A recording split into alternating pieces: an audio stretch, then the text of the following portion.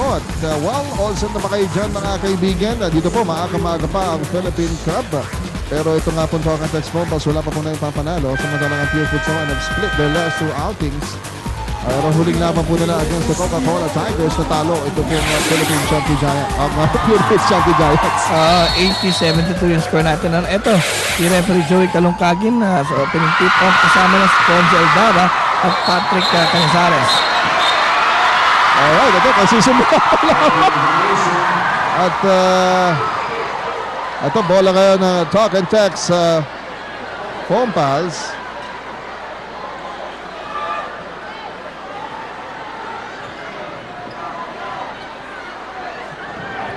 Ang ABC Sports din po ay talagang full force na tumungo dito sa Queen Elizabeth Stadium upang ihatid sa inyo.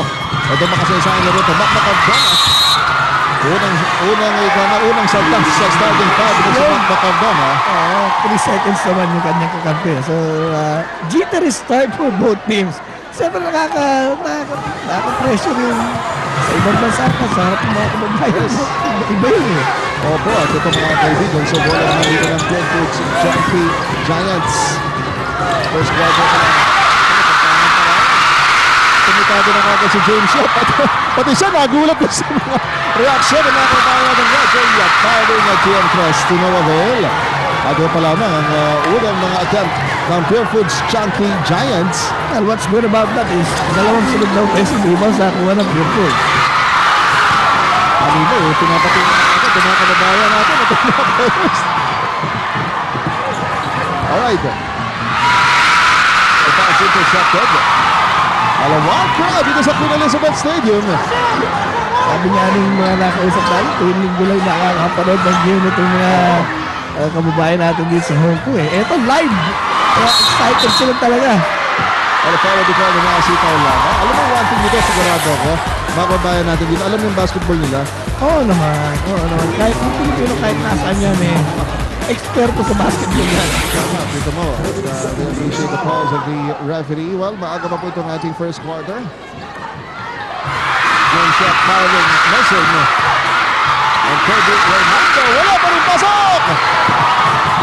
Tatakbo itong Talk and Text phone pass. Dito ito Victor Pablo, matala sa Trasyan. Pero this time, short yung kanyang tira. Tatakbo naman ulit ang Pure Foods Champion Giants. Here's Kirby Raimundo, siya nagtitimon. Here's si Torojo, tatakbo na tira, wala pa rin! Ano ba yan? Alam mo ang problema kasi hindi sila dito nag-ensayo sa Queen Elizabeth Stadium eh. Sa iba sila nag-ensayo eh. Alright, ito pong Queen Elizabeth Stadium, may magarang-magarang stadium po ito. At multi-level ho ito, kaya po nasa third floor ng isang dambuhalang gusali. Oh! Hindi mo naman.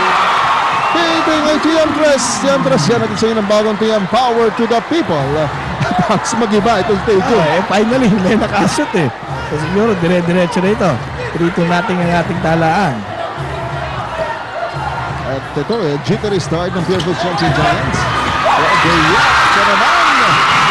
Making a pass to June Limpod. But went straight for the layup.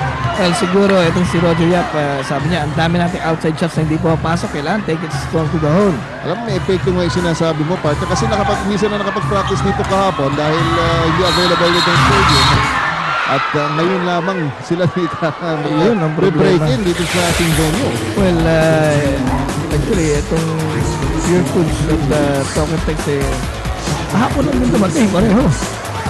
Talagang from the airport, diretso sa hotel, kain ng konti, pahinga, practice sila kagad sa ibang venue.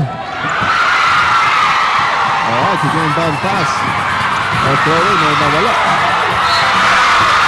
James Yap will foul, and he will get a foul. From Mac Cardona. Old college nemesis, Mac Cardona. Of course, James Yap played for the Red Warriors. Sa mga Cardona naman para po sa De La Salle University Green Archers. So, dalawang free throws sa ibibigay dito kay James Yap. 3-2 ang ating score. Talk and Text ahead by a point. Ito, paghawak pala ng bola dito, nagawala na. Kaya nga eh. Mga manonood dito sa Queen Elizabeth Stadium. Yung hisin ng dala-dala. Historic basket, kumbaga. That's Yun right. ang kauna-unang basket na nagawa ng PBA dito sa Queen Elizabeth Stadium. Alright. And then 0 for 2. Ito pong si James Yap. From the free throw line, James Yap in and out. Roger Yap gets control. James Yap, lalapit ito. Papasok. Plus a foul. Ay, parang ang cruel yung outside shot di ba? Diba, itong Pure sa atin, ayaw ba talaga pumasok yung mga outside shots sa atin? Swerte lang sila, ang dami ng offensive rebound. That's right. And now, James Yap rather, sails in for that layup. Meron na siyang bonus free throw. Sablay siya kanina sa dalawang free throws na Ito, bonus free throw nitong si James Yap. 4-3 ang ating score. Pure Foods now with the lead. 1-point lead ng Pure Foods. Bonus free throw is up. It's out Wala pa pa rin. rin. 0 for 3 para dito kay James Yap. Although papasok sa ball game nito, he was shooting 100%. Dahil hindi naman siya tinong bumabiyahe sa Kaya free nga throw line. No? Pero ito, lamang na itong Pure Foods Chunky Giants. Well-run play ng Token Tex Compounds mula sa kaliwa. Iniikot nila. And they find Harvey Curry sa ilalim. Well, etong si Kev Raimundo sumubok na humabol. Kaya lang Harvey Curry was very creative din sa iling first step. Mike Pingris sablay kanyang hook shot. Ito si Jimmy Alapag nakiraan. At meron nakitang foul ang itong ating referee. James Yap. James Yap yung matatawagan ng foul dyan. That's the first foul. Itong si James Yap. Still ito pong Token Tex Compounds again. Papaalala po namin siya. Still looking for the first one. What a pass by Jimmy Alapag to Harvey Curry. Happy birthday. Oo, parang birthday pass yun. Dahil ito po si Harvey Curry celebrated his birthday yesterday. And he's a young 27 years old. Yeah, and Harvey Curry owns 4 of the 7 points itong Token Text. Pero maganda kasi dun yung Pasa. itong pasa nitong si Jimmy Alapag. James Yap ito, tutok ko naman sa ilalim. Pero wala.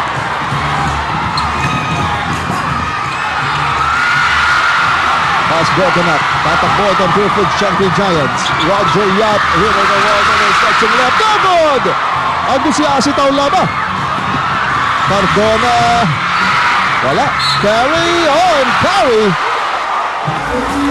At home na at home dito sa Hong Kong. Kaya nga no? Kasi yung mga ibang pagkain dito sa Hong Kong, mahal. Tama ka doon. Samantala. Ito pong si Harvey Curry.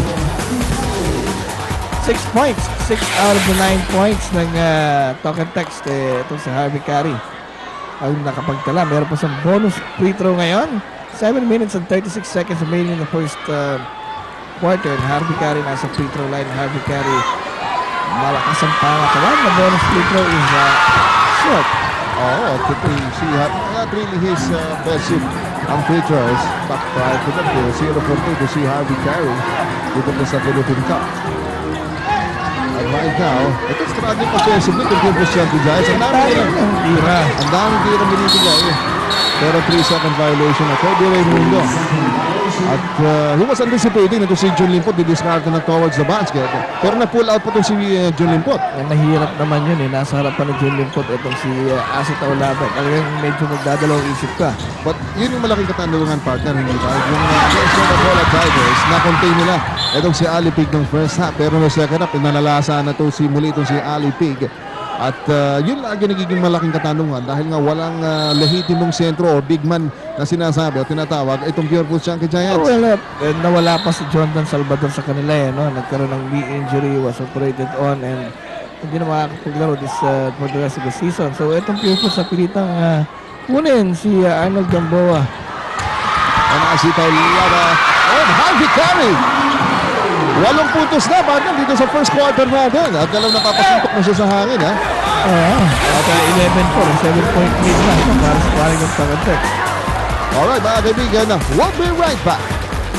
Right, at ito yung Pure Foods na pilitan sa mahal ng full timeout. Dahil Token Text racing to a 7-point lead. Alam mo kung turnovers ang pag-uusapan, 4 ang Token Text, 2 lamang ang Pure Foods Chunky Giants. Pero ito, madadagdagan na yan. Yung low field goal percentage sila partner. Low field goal shooting, yun ang pumapatay dito sa Pure Foods. At nasayang yung timeout ni Coach Randy Gloria, di ba? We were saying na kapag tumawag ng timeout, dapat productive ka agad. Mac Macardona, nagbukas ng ball game ito para sa Talk and Text. Jimmy Alapag, nagpapakasa naman papasa-pasa.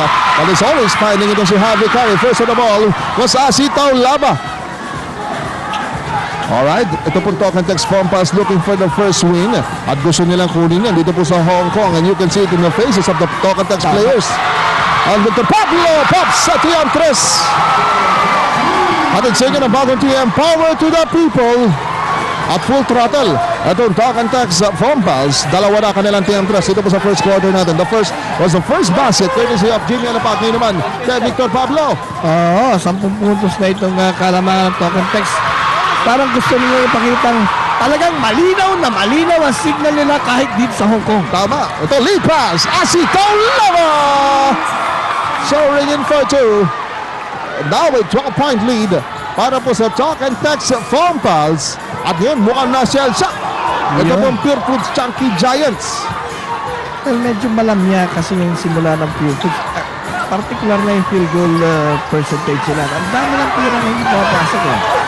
Roger Yap, ito, ang ginawa niya dito, hinamon ang one-on-one itong si Jimmy Alapag.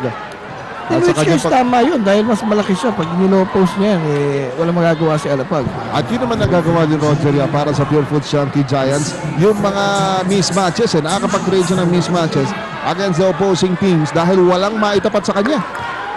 Right, pero meron malalaking tao rin itong Talk and Text, malaking point guard like Leo Avenido, which 32-0 run ng Talk and Text. And finally, napatid din yan as itong si Roger Yap, Kansas first free throw. Import moves out. At pumasok ito si Ray Evangelista second free throw. Sablay din yan. Oops, jump ball. Oh, meanwhile, ito si Ray Evangelista, pinitang ito si Jim Binford. At Paul Artadi papasok para dito kay Roger Yap. At Leo Avenida, sabi siya, may matangkad naman silang point Oo. guard. So ngayon, medyo nag-shift na yan. Mas matangkad na yung point guard. Nag-shift yung balance sa power dyan. Sa point guard spot dahil mas matangkad si Avenida kay Artadi. Tapikan, napunta kay James sa pambola. Wala pa rin. Mark Pingris gets it para sa Pure Foods Chunky Giants. Ray Evangelista. The pass para kay Pingris. Ball kicked out of play. Alam mo siguro it's about time si Mike Castillo ipasok. Hindi mo pasok yung outside shots. May pasok man si Mike Castillo dahil yun naman ang papel niya eh. Masikip na masikip yung butas ng rin para sa Pure Foods Chunky Giants dito po sa ating first quarter.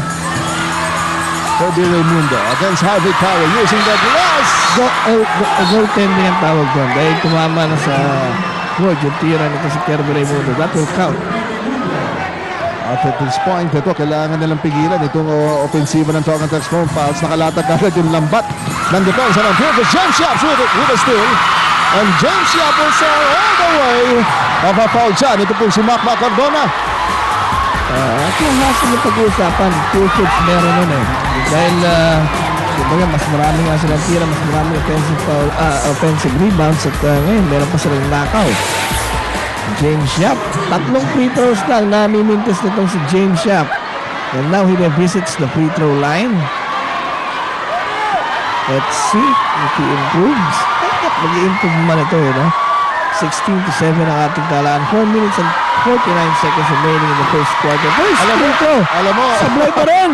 alam mo, prior to this Hong Kong game, alam mo, hindi naman talaga problema ng Pure Foods ang free throw shooting. They're actually third when it comes to free throw shooting, partner, ha? At ang last, itong Talk and Text, eh. Kung titignan mo yung ating numero, Previous, dito sa games early na. going ng Philippine Cup. Pero ngayon, 0-4-4 na. Itong si James Yap, hinga na malalim. Tignan natin. Sablay pa rin. Lumabas pa rin. 0-5. Pati siya. Kahit nasaan ka pareho naman ang sukat yan eh. Hindi na siya makapaniwala dito. At di kaya gigil para kay James Yap yan. Baka dahil maraming pressure nasa balikat na dahil siya yata yung pinaka-popular na player dito sa Hong Kong eh. Siguro lahat itong mga nasa Hong Kong eh, nagbabasa ng magazine at nababalitaan yung kanyang, alam mo na. Diba? Tama yun. Pero alam mo, nakakabilib din naman talaga itong mga kasama, kababayan po na updated na updated eh. Updated. Sa mga nangyari. Kanina lang, umikot tayo doon sa ilang mga lugar kung saan nakapulupulutong yung mga Pilipino natin mga Ganun nakausap pala doon, yun no? eh, no? Isang lugar, Ilonggo, Panay Tiga Iloilo, tapos isang lugar, Ilocano, di ba? Oo. And right now, pero ngayon sama-sama dito sa isang lugar. Sama-sama dito sa isang lugar. Sa stadium. At yun, dahil Castillo, yung prescription mo kanina. Wala rin eh. Pinasok na ni Coach Ryan. Well, talk and text phone pass trying to push the ball out quick. At that time, masyado silang mabilis. At ball, Jamaica, sa kumakamay nitong si Harvey Carey. Lawan pa rin ang talk and text. Talagang struggle offensively itong Chunky Giants. Maging sa free throw line. Hindi makaporma Ayaw, itong Chunky Giants. Mid post para kay Kirby Raimundo. Cross court kay Noy Castillo. Noy Castillo atake. Kanino yun? Ang pasa niya. Bola pa rin ng Chunky Giants. Sabi ni Derek, matagal na ako retired ha. Coach na ako ngayon eh. Huwag niyo akong pasahan. Pero referee Aldaba rules. Nakita niya dahil top out. Bola ng Pure Foods Chunky Giants. And the referee is so sure about that call. So 7 seconds of shot clock. Hindi, last touch. Kala ko last touch si Coach Derek. Pero yan, bola pa rin po ng Pure Foods Chunky Giants. Kirby Raimundo with a spin. Kirby Raimundo shot pa rin sa kanyang layup. Kirby Raimundo won't be denied. That time nilagay na lang ni Kirby Raimundo eh. No? Wala nakahabol sa kanya because he had second spring sa kanyang legs eh. But the fast start here para po sa talk and text phone pass. At meron po tayong timeout dito mga kaibigan. Diyan lang po kami po ay magbabalik mula sa Queen Elizabeth Stadium. Hong Kong Blues para dito kay James Yap. Ang kanyang shooting 1 for 6 samantalang wala pang naibubuslo after 5 attempts mula sa free throw line. Talagang parang nanibago dito si James Sharp. Bago talaga dahil lahat ng fans talagang nandito sa Hong Kong. Nakatutok sa kanya. No? Of course, alam mo, masayang-masaya itong mga kababayan po natin dito. At mukhang may hindi nag-check-in. Hindi, may ano ba? technical, may pandikit sa kamay. Oo. Akala natin hindi nagpaalam dun sa ating table officials. But you see, malaki fine yan. Sabi ni Abinido, kanina pa ito sa warm-up eh. At ito si Noy Castillo, pumasok kanyang technical free throw. Opo, paliwanag natin yung partner. Alam niyo po, yung pro grip po, parang pandikit, no? Manipis lang naman na pandikit po yan. Ginagamit po ng mga players para mas kumapit yung bola sa kanilang kamay. Pero yan po ay pinagbabawal na dito po sa PBA kasi hindi naman lahat ng mga players gusto yung pakiramdam ng pro grip. Kasi kung papayagan yung pro grip pa kahit na tayo, pwede tayo maglaro dito dahil kakapit yung bola sa kamay natin eh. Ayun naman po. So, ito po, ini-inspection na ni referee Kalungkagin eh. Para bang, di ba, sa C80? Pakita naman kamay niyo. Pakita naman kuko niyo. Yung kuko, di ba, sa C80 yun eh. Oo, pero ito, tinitina isa-isa. Pagkat yun nga po, hindi po yan inaalaw. Anton Viloria, pinasok na sa talk and text phone pass. Lamang po ng 6. Ang talk and text, pinagdalawan si Asitaw Laba. Labas dito kay Victor Pablo. Pablo, with a 2 or long 2 lamang. Long 2, para kay Victor Pablo. Pero mahirap yung tirang yun dahil may nakadikit sa kanyang buwamsa eh. Yun ang allowed na pandikit yung buwamsa. Pero kita mo rin na-pressure nila si Asitaw Laba. Pero hindi nila nabigilan itong si Victor Pablo. Si Victor Pablo naman very consistent eh. Simultaneous game sila. William Miller. Forward pitch para kay Anton Viloria. Nakakuha nito si Paul Artadi. At si Paul Artadi magandang pinapakita para kay Coach Ryan. In this conference. Itong Philippine Cup. Congress. Alam mo, mahirap yung ginawa ni Pingles niya, no?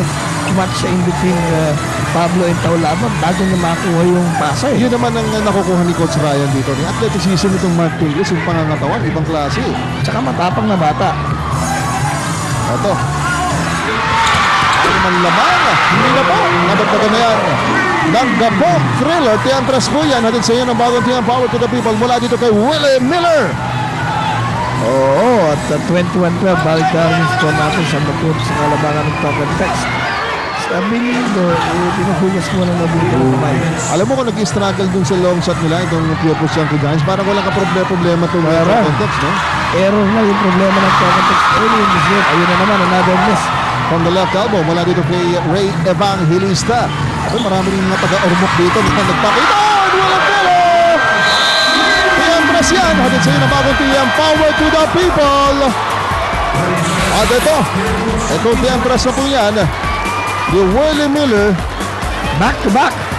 Para po dito sa Token Tex Phone Pals. At may 30-second timeout po dito na nahingi ang Pure Foods Chunky Giants just when they thought na nakukunti na nila.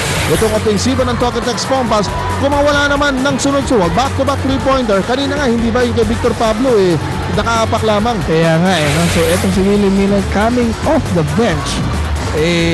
Dalawang magkasunod na 3-point shots ang pinapasok para mouse tong isang case. Yung score ng Token Tex, kalahati namang case yung score ng Pure Foods. 24-12 po ang ating score. Opo, at former MVP to si Willie Miller. And right now, alam mo itong si Jimmy Alapag, napakaganda ng simula para sa Token Tex Phone Pass. Ika nga, ikakalat ko na maganda yung bola. At maganda naman ngayon offensively, nilalaro itong si Willie Miller. And marami kasi nag-observe dito na ay itong barometer talaga ng Token Tex. Pag nag-click pareho itong dalawang Jimmy Alapag at Willie Miller, napakahirap talunin ito. Oo, tama kayong backcourt ng Deboy Checky mukhang 2 points. We have to check that. Hindi, pero 24 pa rin yung score natin dito Sandali lang, sinasabi.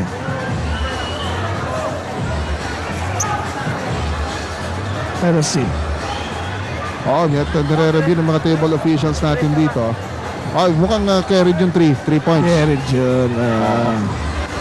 Alright, so alam mo kahit mga biyahe tayo dito ng out of the country, kompleto pa rin ang pasilidad itong ating PBA upang ma-review yung mga kasing sitwasyon, ano?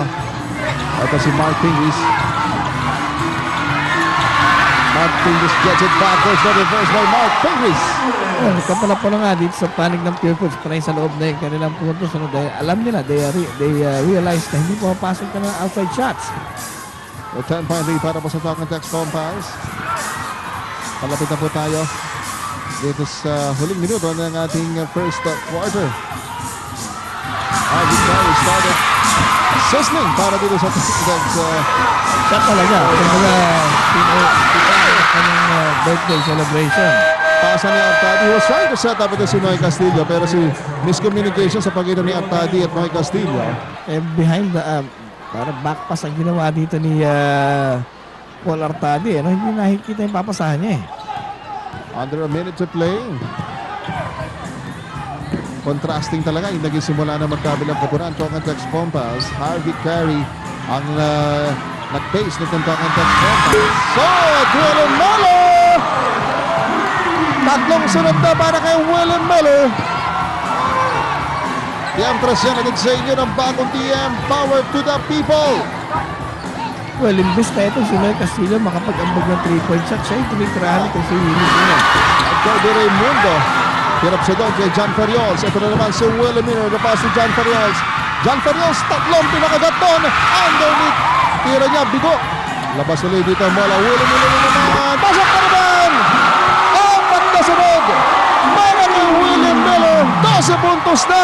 Ang Dapo Thriller. Tiambras yan. Hatid sa inyo ng bagong TM. Power to the people. 30-14 ang ating score. Biglang-bigla umalago itong Token Tex. Patapos na itong ating first quarter. Abot pa ba to? And Cody Raimundo beats the buzzer. Alright, so ito natin, sir.